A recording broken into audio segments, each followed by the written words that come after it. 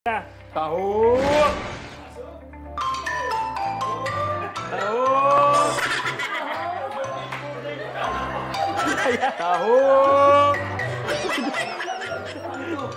Hindi ko pinaya yung entrance. Ang lupit ah. Oo. Ayan, matindi pa sa entrance si Undertaker yun. Nasak ako. Oo, well, good morning sa'yo ha, Gopi. At syempre, maraming salamat ha. Dala mo pa to itong taho, no? Para sa buong staff ng Iabante mo. Thank you so much sa'yo, Gopi. Apa. Oo. So, syempre, tamang-tama ngayong umaga na medyo malamig ang panahon, no? Ang sarap humigop ng mainit-init na taho, no? Di ba? Yes po. Correct. Kamusta ang pagbebenta mo ng taho? For the good naman po. I still get to sell pa naman, nakakaubos pa rin ako. So, yeah, stable naman pa rin. And I still get to earn money pa rin. Oo. So, ibig sabihin nito, kumbaga lalong dumami, no? Yung mga parokyano mo sa inyong lugar. Paano ito lumobo, I mean? Paano lumaki? Lumobo po siya when I got viral. Since more people know me na, and they tend to para mas nainganyo bumili sa akin.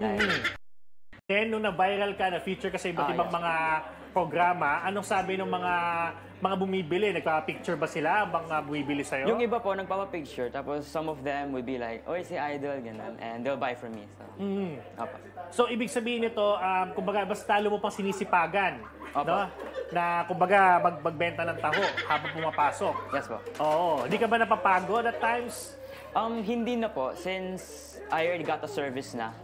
And I just wait na lang to school and nagbebenta. Wow, di ba? So napadali, no? Sa madaling sabi. Yung mga suki, ilan yung mga suki mo na parang pagpasok mo, imposibleng hindi sila bumili? Sino-sino yung mga yun o ilan sila?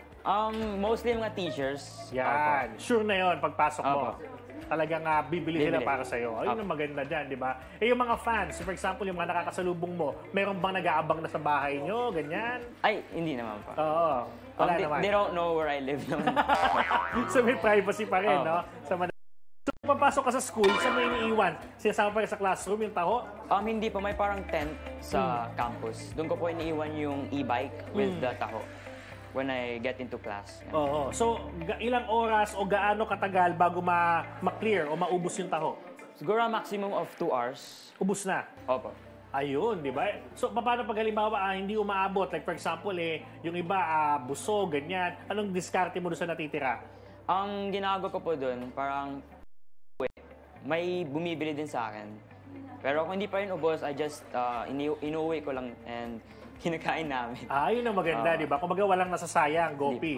Ano naman yung masasabi mo sa yung principal na pinayagan kang magbenta sa loob ng eskwelahan? Kasi may ibang school na stricto pagdating dyan I would just like to thank him since pinayagan ako for a working student like me. Dahil sa kanya, I was able to, kasi parang ito yung source of income ko. Yes. Para makasurvive kami.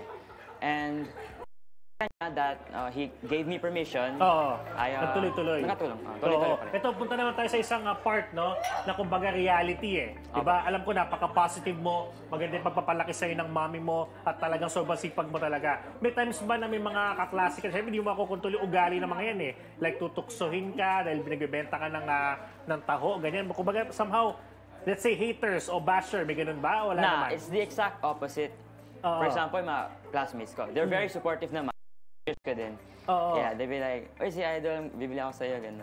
Okay. So, hindi ka naka-experience sa parang inaasal ka nila or what? Di ba? Yun ang maganda doon, no? So, anong gusto mong kuning kurso naman at tahaking karera sa future? I plan to take civil engineering sa college. Magaling ka ba sa math?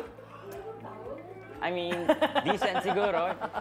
Kaya. Kaya. Paano pag halimbawa, siyempre, may tsura ka, gwapo ka, no? Lutang na lutang ka sa amin ngayon. Oo, mag-offer sa'yo mag-artista, kakagatin mo ba? Yeah, sure, it's money, di ba? Yun, no? Money or not? Oo, pwede. Gusto, no? Pwede. Kung sakaling bigyan ng pagkakataon na magkaroon ka ng showbiz break, sino yung mga gusto mong makatrabaho? Let's say, maka-work, maka-love team. Kasi yung edad mo, yan yung mga love team age Oo. Ano na naman, kumbaga, let's say, who knows, di ba? Not really familiar with the kasi. Oo. Pero let's say, Let's say, Catherine Bernardo, di ba? Eh, malamang sa malamang, paano pag I mean, a mapanood? real love team, parang nakasama lang. Makasama, gusto mo makasama. So what if mapanood to ni Catherine? Ano ang mensahe mo kay Catherine na gusto mo siyang makatrabaho someday? Sige. Hi. Message, oo. You know, I would like to be part of, I would like to be with you sa, you know, sa mga future projects. Di ba? Talaga naman, oo.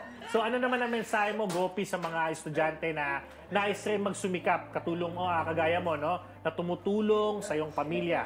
Anong mensahe sa mga, anong gusto mo sabihin sa kanila? Always think na lang na, like, you have this something within you na pwede maka-contribute if you have mga problems. Sabi nga, may mga, just like in math, there's always a solution to every problem. Tama. So, yeah, never give up. You can do it, sabi nga nung brand sa Nike. Yes, oo. Tama. Kumbaga walang imposible, Walang no? imposible. Eyes on the prize, parang Yes. ganon, oo. Eh, ito, sabi ng aming team, di umano, eh magaling ka raw kumanta. Ano ba yung mga genre ng mga kinakanta mo o hilig mong music? I didn't say that. Research. I try to sing. Sige nga. Siguro, let's say, Kiss Up Mata ba? Yan, maganda yun. Sige nga, try natin. O, naka-zoom kayo, kay Gopi. Pakinggan natin. Please don't expect much. Oy, gusto mo ba mayroon kang hinaharana halimbawa sa tabi mo? Kim! Let's give it up for Kim. Dito ka. Inspiration lang para makakanta siya, si Gopi. Sa gilid. Tayo ka lang, tayo. Ayan, yan ang aming leading lady, magaling na reporter, si Kim Mangunay. Kanta na. Isap mata. Yan, ganyan, kanta. Yan. Camera. Pwede chorus. Sige, go. Okay, 3, 2, 1. O kay bilis naman maglaho ng pag-ibig mo, sinta.